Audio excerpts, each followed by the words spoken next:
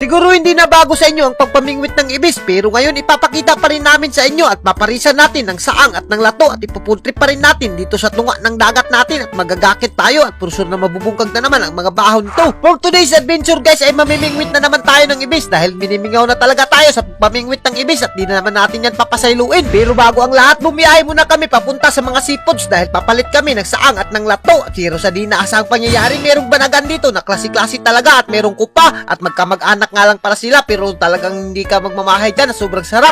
At siyempre yung saang yung tuyo natin dito at isang bandirang lato at napakaraming lato naman talaga, isang planggana. Kaya naman di na ako nagpaduha-duha, tinilawan ko na kagad na napakasarap naman talaga. At sa puntong ito pagkatapos namin pumalit, bumiretso na kagad kami sa bahay dahil mag-aandam na ako. At speaking of andam, inandam ko na kagad yung mga baon ko at initsa lang yan ni Ivy at pati yung purong natin dahil baka mapagtong tayo doon sa dagat. At sa puntong ito, transisyon na kagad tayo, nakarating na kami sa tugbungan ng aming dagat at kasama ko nga pala yan ng mga alalay ko dyan dahil napakagaling yan mamingwit. At sakto-sakto dahil taob-taob naghuham na tayo ng gakit ng Kuya Wawing. Pahugmami Kuya Wawing dahil talagang hindi na kami nananghid sa'yo. At napakaganda nga pala ng sidlak ng araw ngayon at napakaganda ng ambience. Kaya naman dito tayo sa Katunggan magsamok-samok sa mga ibis. At dito nga pala tayo paparking dahil nandito yung mainalagaan naming ibis. At medyo matagal-tagal na rin pala talaga kami hindi nakapamingwit ng ibis guys. Biruin nyo, 10 taon na halos hindi kami nakapamingwit ng ibis. Siguro yung mga ibis ngayon ay parang iho na kadagko.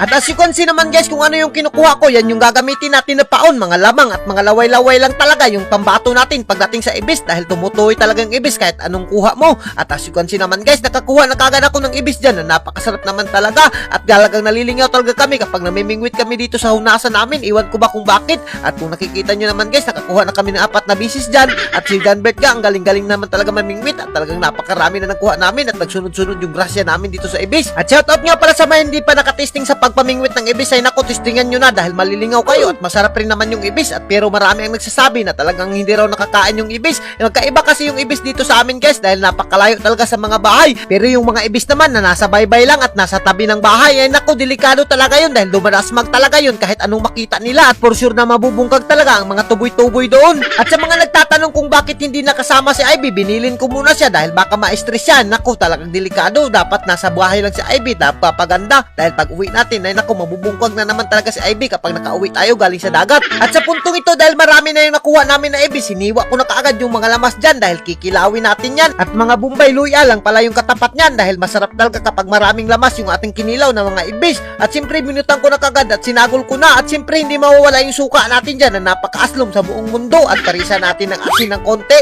at pisik-pisikan lang natin dahil ibis lang yan at parisan rin natin ng bitsin para mas maging malasa at talagang hindi ka magmamahay sa sobrang sarap. Siyempre tinilawan ko na kaagad kung masarap ba. Naku, napakasarap nga. At speaking of masarap, siyempre hindi rin magpapalupig tong napakasarap na mga saang at sobrang presko pa at pati yung lato na kinuha natin. Naku, hindi ka talaga magmamahay. May mga kinasun pa tayong iba't ibang klase at ganitong mga pagkain lang kapag dinala mo sa dagat ay naku, hindi ka talaga magmamahay at magugusla na naman yung mga marites na manonood sa atin. At alam nyo ba guys kung bakit walang hunas ngayon na buntag? Dahil kapag tumutungtong na talaga ang mga Nobyembre, Disyembre, Septembre, Oktubre ay naku, wala na talaga ang hunas niya na buntag dahil bumabalhin na yan paghapon na at gabi na naman manuno. Pero ngayon buntag muna tayo mamimingwit ng ibis. Ito talaga yung mga season sa mga ibis at ito talaga yung tinggara nila kapag walang hunas dahil taob-taob sila kumakain at nagpo-food trip rin sila kahit ano. At speaking of food trip, medyo napalami-lami na talaga yung food trip namin dito at sino ba namang hindi magugusla sa mga dala naming pagkain na napakasarap naman talaga at napakasimple lang talaga ng mga pagkain na to guys, pero hindi ka rin magmamahay dahil talagang hindi mo makakalimutan yung experience mo na mga ganitong mga pagkain. At alam ko guys, babalik-balik na yung pagkain namin ng lato at ng saang pero hindi na rin kami natatakhan sa sobrang sarap. Naku, kayo kapag nakakain kayo ng ganito, alam kong magbabalik-balik rin kayo sa sobrang sarap niyan at bihira nyo lang makikita yan sa buong mundo. At alam nyo ba guys, hindi talaga ako natatakhan kabalik-balik dito sa dagat namin. Parang ito na yung nagsisilbing comfort zone ko. At sa puntong ito, medyo napasarap-sarap na nga yung kain ko at medyo marami-rami na nga tayong kwento dyan. At all I can say na lang niya ay talagang kumuha na kayo ng bahaw sa kaldero nyo at sabayan nyo na kami pagbungkag dyan dahil talagang magugusla kayo kapag nanonood lang kayo. At baka ako pa yung basulin nyo kapag tumulo yung mga laway nyo. At hanggang dito na lang kami at kung giganahan ka sa mga video namin, huwag nyo nang kalimutan i-like and i-share para mas marami pa tayong food trip. Thank you and God bless you all. Mabuhay kayong lahat dyan mga idol hanggat gusto nyo.